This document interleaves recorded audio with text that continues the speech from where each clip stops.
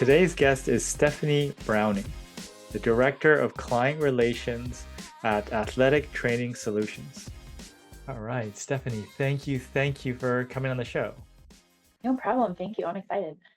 Yeah, no, I was excited because I was on LinkedIn and I saw you post and I saw that, you have like athletic training solutions, but you're referring to construction professionals or industrial professionals as athletes, and that immediately got me curious. How long you been at this? So I've been an athletic trainer for about 13 years now, but I've been on the industrial side for about 10. So um, Okay.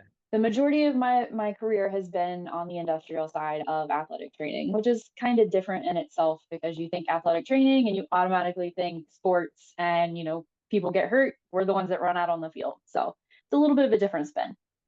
And I'm, and I'm curious. It resonated for me, but sometimes when, because my other interest, like I'm interested in this area, but others interested in marketing, and sometimes marketing professionals, we come up with these things that resonate with the professional, but not with the people. But does it resonate with people in construction being referred to as athletes? Once you kind of explain to them how we make that connection, they're like, "Oh, okay, that kind of does make sense." I mean, we tell them you're an athlete. You're putting your body through a lot day in and day out, just like professional athletes do. So it may be a different kind of stress that you're putting on your body, but you're definitely still, putting your body through the ringer, doing your job, tasks, whatever it may be. And I mean, we're going to treat a shoulder injury, whether you're a quarterback or you're a drywall installer, the same way, no matter which way or what your mechanism is. So Yeah. it's a pretty easy connection. It's just a matter of getting them to think of themselves as an athlete instead of a construction worker. Yeah, I thought, once there was an explanation, it would connect. I mean, athletes, in the culture has this, everyone has a certain level of respect for athletes and sometimes in construction, that same respect isn't there. So as an organization, if you use that language, and I'm assuming your organization is sort of not just using that word, but just kind of, hand holding people and treating, construction workers with the next level of respect. So I'm guessing it resonates very well.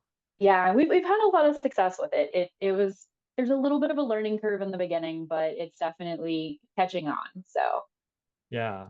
So, okay, help me understand the various aspects of, what you can do, in terms of, being that sort of trainer for the construction athlete. So there's a lot of different ways you can kind of look at it. So think about it as we're kind of there in the beginning. So we're looking at prevention. So how is the body moving? How are you performing these job tasks? Is there a better way to do it? Is there a better tool to do it? So that Yeah. way we're not putting as much stress on your body. So being really big on the preventative side. We do stretch and flex first thing in the morning. So kind of warming the body up, getting it prepared for the job task. We Yeah. say you can kind of look at that as a check engine light because as you're going through these simple exercises in the morning, is your shoulder bothering you that you didn't really notice? Or did you sleep wrong and now your neck's bothering you? So it's kind of one of those things that makes you a little bit more aware of what's going on with yourself as you're going into your job, your work Yeah. day. Help me visualize because I know stretching can mean a lot of different things. People say, if you're doing high performance sports, stretching before is not great because but but stretching can mean so many things. Walk me through a warm up, what that somebody, in the construction space would do. So we want to keep it simple and basic, but enough that you're still, getting the body moving. So we're not doing like crazy dynamic exercises like high knees and running in place or any of that kind of stuff. It's more like going ear to shoulder, maybe a little bit of neck rotations, kind of arm across the body, kind of pulling the arms back, opening the chest up, bending over, touching your toes, kind of a little side bend. So your very basic, think elementary school gym class, the kind of stretches you would do. Very simple, but enough to kind of get the body moving and get that blood pumping. When I think of that, and in Japan, I moved to North America when I was very young, but those sort of like PE warm-ups were like very, very common at manufacturing facilities or work sites. So something like that. Yeah, it's nothing crazy, pretty simple stuff. It can last anywhere from like 2 to 3 minutes. Some job sites really get into it, play music, kind of get everybody pumped up for the day, so it can last a little bit longer. You can have fun and get creative with it. So you kind of feel out your audience and see where they fall in the energy aspect of things, and then you can kind of play Sure. into that. Yeah. Um, so you talked about, looking at job tasks and stuff like that. I mean, is that an on-site thing you do? Do they send a video? How do you engage, the professionals on that? So all of our specific athletic trainers are on site. So we are there. If the workers are there working, we're there with them too. So we're learning what those job tasks entail, watching them do those jobs. So that allows us to do some job coaching to go along with it. And then we do ergonomic assessments. If they do get injured, we're the ones that are there that kind of triage, evaluate, give them some exercises and stuff to kind of get themselves back to work so they can get back faster and stay in work without having to miss work and money to support their families. I guess at a certain point, you start to understand, these similar motions and stuff like that come up, as you gain experience, and you'll have more of a, you can get to a quicker solution or understanding of what the movement's involved. Absolutely. So the more you understand the job task and what they have to do, it's like whenever we think athletic trainers in sports, like if you tell me a quarterback was throwing and he hurt his shoulder, I can imagine that in my head of him going through those motions. So if I'm working out on the project and you tell me that a drywaller hurt his shoulder installing some drywall, I can see him in my head installing that. So it Yeah. also helps with just us being able to envision the mechanism, but it also helps in the sense of we can kind of speak their language. So Yeah. they respect us and appreciate us a little bit more from that aspect too, because we've taken the time to understand where they're coming from and what their job tasks entail. Got it. And how much of it is like cutting down steps versus biomechanics? It kind of depends. A lot of it is biomechanics. You're not really going to be able to change a lot of the aspect of the job. Sometimes you can get creative with tooling or kind of your order of operations, but some things just are the way they are. So you have to teach the employees to work to their advantages and to take those breaks, allow themselves a chance to relax, so that they can let their body kind of reset throughout the day as well. Yeah. In But a simple lot of it terms. is job coaching. Sorry. Yeah. No, no. In simple terms, what are some examples of biomechanical things that you see regularly that you're trying to get people to do better? A lot of it is your lifting technique. So Mm, most of the time we like to just bend over at our back, pick something up and using our back primarily for that instead of using all of those other muscles that are built to lift heavy things and move them. The other aspect is if we are moving an object from one side to another rather than rotating, we're moving our whole body. So that way we're not putting that kind of twisting mechanism on our lower back or on our knees. got it. Um, Yeah. those are Using the bigger big ones that muscles. we see a lot. Yeah, using bigger muscles and stuff like that. Maybe keeping things closer to your body, maybe Yes. midlines. They're not using We like to those. use the power zone is what we like to call it. So Yeah. it's keeping things kind of imagine your strike zone in baseball. So like shoulders to like mid thigh, keeping it in close to you. Shoulders and knees kind of facing the same direction. So that way you're not in those awkward twisted positions. But again, depending on what the job task is, sometimes there's not really much you can do about the position you have to be in for the job. So then it's giving them the tools to be able to help themselves out in those situations where you can't necessarily change the job itself. Yeah. So, if a worker gets injured, what sort of steps do you go through? So if someone gets hurt, it's a little bit different from site to site. So there's a little variation in that, but we're going to do a full evaluation. So we're going to see what they have going on, what's injured, what the severity of that injury is. With us being athletic trainers, our wheelhouse is the musculoskeletal system. So a lot of stuff that you see is overuse injuries. So it's looking at those muscle strains, some sprains, those kind of things.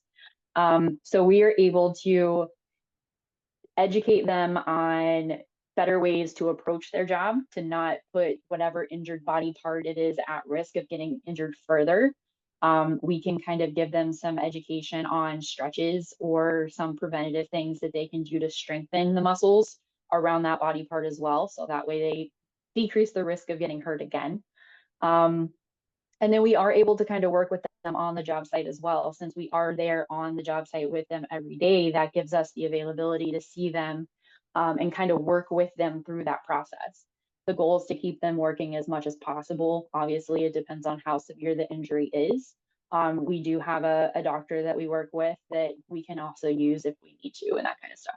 Got it. I mean, I guess there's, you mentioned doctor, right? Because, a physical trainer can only go so far. There's a doctor. There's, if it's an injury based on, safety related issues, there's other organizations. So you kind of interact between those. I'm assuming you sometimes, have to kind of bridge that, with multiple professionals to get to a solution.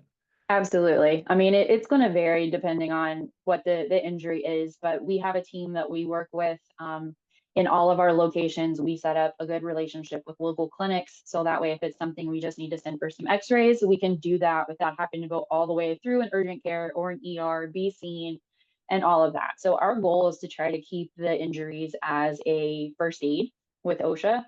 In the construction world, that's huge. We don't want recordables. So we try to keep everything in that first aid umbrella as much as possible. But if we do have to, step outside of that and it does become a recordable or a potential recordable, I mean, it is what it is. Like we do our best, but you're not going to be able to save everything. So it's a lot of education and working with local clinics and local medical professionals to kind of explain to them what our goal is and make sure that we're all on the same page so we can work together giving the best care for the employees but still helping our clients out at the same time. Yeah. Um, Repetitive strain injuries. I'm always curious about those. How do you coach people through that? Because, there's one thing if it's sort of an acute or just happened, but if it's just over a long period of time and this is your job, well, how do you best manage that? It's a tough one. Part of it is, again, looking at those ergonomics of the job task. So, is it something that you've been doing this exact job for so long that you became very complacent? So, you've kind of taken shortcuts to make it a little bit easier. So, you're not actually doing the job, I don't want to say correctly, but you're not putting yourself in the best position to do that job. Got it. So it's looking at that aspect of things. It's looking to see, are you really the best person built for that job? If you have a team of people working together and you have a smaller or shorter person trying to do something in the overhead and a taller person trying to do something down low, does it not make more sense to switch that? So then you're taking that human variation and using it to your advantage instead of Yeah. putting that person at a risk of increased injury because they're working in an awkward position. Yeah, or maybe they could go through a slightly different range of motion that still makes sense that would sort of, work around that repetitive strain, so allows the load to go down. Exactly. Yeah. So a lot of it's looking at the job task itself and how they're performing it to see, what is there that we do need to look at. And then the other aspect is looking at strengthening. If we use those same muscles, yeah, they're getting stronger, but then are they getting weaker or your accessory muscles not working to their best ability because you're working those same ones over and over again? So it's a lot of coaching, a lot of like looking at the biomechanics of the job that they're doing and seeing how everything's working together and what aspects are we seeing deficits and trying to Yeah. build on those. Yeah, I mean, obviously, when someone is not well or they get injured, it's easier to get people to sort of follow along with what's going on. But I mean, how much of your work is on the prevention side before the injury? We try to be very upfront on the preventative side. As soon as we get on a project, if it's something that we're familiar with the tasks, then we're right boots on the ground right off the bat, job coaching, looking at things and trying to educate people on anything we can think of that's going to help. We're always doing those ergonomic assessments. So, what are your high risk activities that you are doing? we take a look at those, rate them, kind of evaluate that, and see what we can do from that aspect. So there is a lot of prevention that comes into it and a lot of lessons learned from previous projects that we can carry over into other projects. So we've seen this job task done a different way that worked really well on this project. Can we bring that over to this project and incorporate it? So that way we're, you know, our numbers are good as far as production, but we're also decreasing that rate or chance of injury to come along with that. Yeah. I mean, do you have to get management buy-in as well? I mean, I always find that, especially in health and fitness industries, I mean, prevention is the best. It's kind of hard sometimes to do that. So I'm just curious, what sort of stories or things that have helped in terms of practices to get, because I must admit, imagine people that are physically working on the job all day, and yeah, you go and tell them that they have to do more exercise to be good for their exercise heavy athletic work. What has worked for you? So it's a lot of it is you have that one person that you help with an injury or with something that, they're like, I've been trying to do this. It just doesn't seem to be working. What advice do you have? You help that one person and it spreads like wildfire because then everybody's like, they do know what they're talking about. They are like the information they give us does work. Yeah, So it's kind of getting that one person to buy in and then everybody else kind of seems to buy in. got it. It's You just also have kind to. of that sense of, especially like with new clients, if they're not familiar with athletic trainers or what we have to offer, it's that one injury that we were able to keep as a first aid and not make it a reportable. And they're like, oh, that's it. Like that's the key. That's what we need. So it's just that one. It's just figuring out what that one thing is and who that one thing is with to get the buy-in from everybody else. Yeah, I mean, I think that's an important lesson, right? I think sometimes in my head, I just want it all to work, and that's unrealistic. And just focus on the first step is help one person, or if it's for an organization for something else, convince one person that shares your view, maybe had experience in the past, or is super proactive, and them being a leader or lead by example could make your job a lot easier. Yeah, like we had one of a previous job that I was on, we had a guy that came up to us and he's like, my shoulder's been bothering me. I don't know what the deal is. It doesn't really hurt. It just doesn't feel right. So we gave him some exercises. We kind of worked with him for a couple weeks on things. And he's a really big golfer. So he went to his golf league. He came back and he's like, I don't know what you guys did, but my golf game is like on point. I like knocked, I don't know how many strokes off of my game. Keep up whatever you're doing because it's working. And like he told everybody that story. So then like that was that one person that he's like, that's what you need to talk to those people because they know what they're talking about. They really helped me. So it's kind of finding that niche of somebody that it doesn't take much. It's just that one little thing. And a lot of times it's not even something that affects them at work. It's the personal side that really gets their buy-in because it's like, oh, I was able to go play football in the backyard with my son and I haven't been able to do that in a while. So it's kind of being able to get that personal touch on it too, because it means a lot more to them than, oh, okay, I'm able to work. Cool, I'm making money, but it's more I'm able to do stuff with my family. And that's our Yeah. big goal. Like we want them to be able to be their best selves at home with their family, do things with them because I mean, we don't really live to work, we work to live kind of thing. So it's trying to find that balance. Yeah. I mean, obviously, when you have an injury, it doesn't just affect you at work, it affects you in many other situations.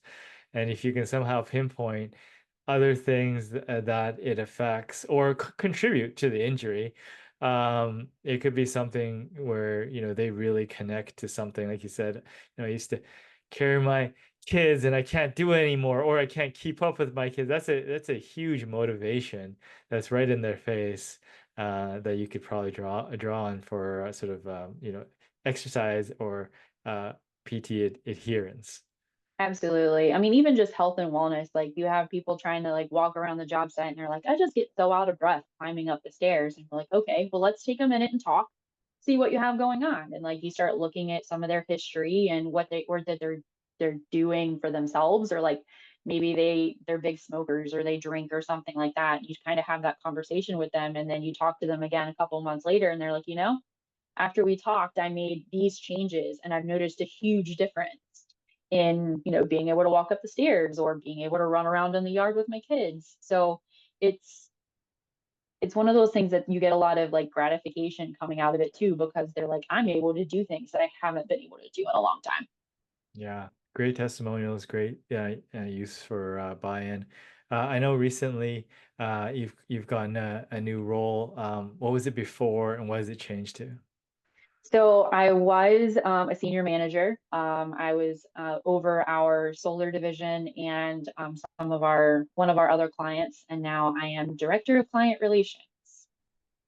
Yeah, very nice. So it's more of an expansive role. Now, you mentioned solar. I mean, our business is part of the roofing industry. I mean, what sort of injuries or things are very common to things related to solar?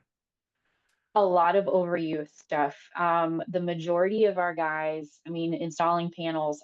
So we do utility scale. So imagine big solar fields out in the field, not necessarily residential or like on top of roofs or any of that.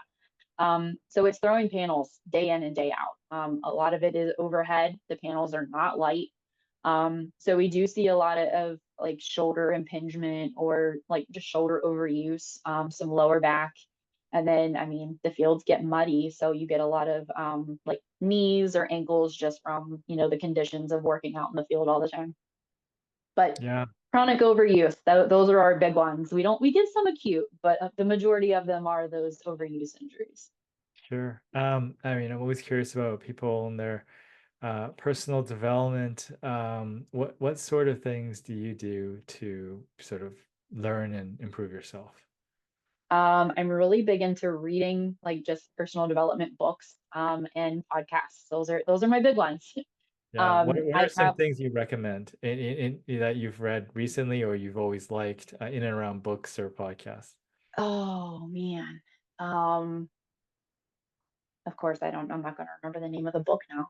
I want to say like The Go Getter was one of them. Okay. It's not a crazy long read, but the message is really good.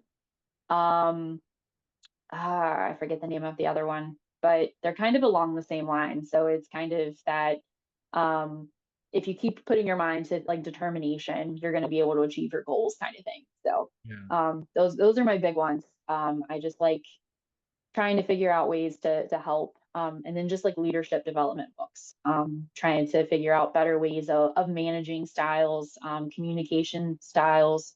Everybody has their own way of communicating, their own way of interpreting things and learning. So figuring out the best way for me to be able to give information to my employees so that they understand what I'm trying to get across to them, and then also that I'm understanding what they're trying to get across to me.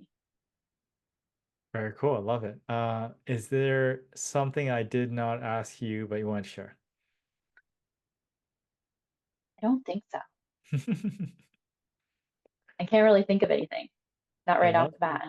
I love the area. I love, the idea that construction professionals are athletes. And, if I think, more services or more companies can in construction can view their sort of team that way, I think it could be better for everyone. I definitely think there's a benefit that comes to it, because just looking at people as whatever their job is, it's very kind of one dimensional. But whenever you think about athlete and everything that goes into being an athlete, you're doing Yeah. the same thing in the construction world. It's just it looks different. But the job, like the taxing moves on your body, the heavy lifting, the pushing and pulling and all of that, it's all the same. It's just a matter of how you interpret it and how you look at Yeah. And I think, yeah, with athletics, there's so much that, can be learned because of the fact that there's so much resources putting in to try to figure out how to optimize athletic performance. I'm it. pretty sure that those benefits can come into the construction world. Oh, for sure. I mean, it's very much interchangeable. I mean, well, at least from the athletic side to the construction side. There's no reason you couldn't take some of those same concepts and implement it into construction. I mean, some of our sites, we even have like mobility Mondays. So we're going to take people through like different kind of mobility things because being strong is one thing, but if you're not flexible and you can't move, strength's not really going to help you out as much. We do set up some areas where they can do some band work to work on strengthening. And you'd be surprised how many people actually come over and utilize those areas during their lunch break or during their different breaks. Because they're like, I never really thought about this, or now I don't have to go to the gym because I'm going to be able to get it in here, and I had something going on tonight. So it's definitely interesting just to see people's mindsets shift from just being strictly construction to actually seeing the benefits of flexibility, strength, all of those things.